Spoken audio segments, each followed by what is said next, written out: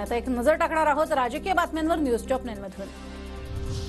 शिवसेना आमदार संजय गायकवाडांसह 5 जणांविरोधात गुन्हा दाखल। महिलेची शेती बळकावून फार्म हाऊस बांधल्याप्रकरणी कोर्टाने दिले होते आदेश।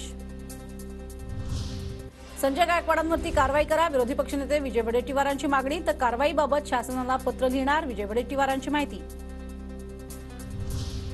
विधानसभेबाबत स्पष्टता येत नाही तोपर्यंत महायुतीच्या बारामतीच्या उमेदवारासाठी काम करणार नाही, विजय शिवतारे यांचं सूचक वक्तव्य।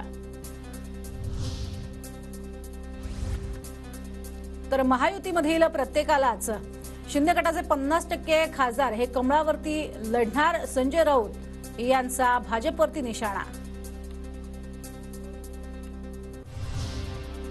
शिखर बँक घोटाळा प्रकरणाचा तपास बंद करा, आर्थिक गुन्हे विभागाचा कोर्टामध्ये अर्ज।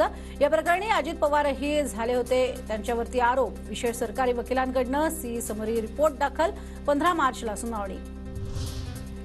सिंचन आणि शिखर घोटाळ्यावरती फडणवीसांनी उत्तर द्यावं, संजय राऊतांची मागणी। अशोक चव्हाणांनाही आदर्श घोटाळ्यात क्लीन चिट मिळेल असा टोला। बारामतीमध्ये विद्या प्रतिष्ठानच्या कार्यालयामध्ये संस्थेची बैठक, शरद पवार, सुप्रिया सुळे, सुनेत्रा पवार बैठकीला उपस्थित।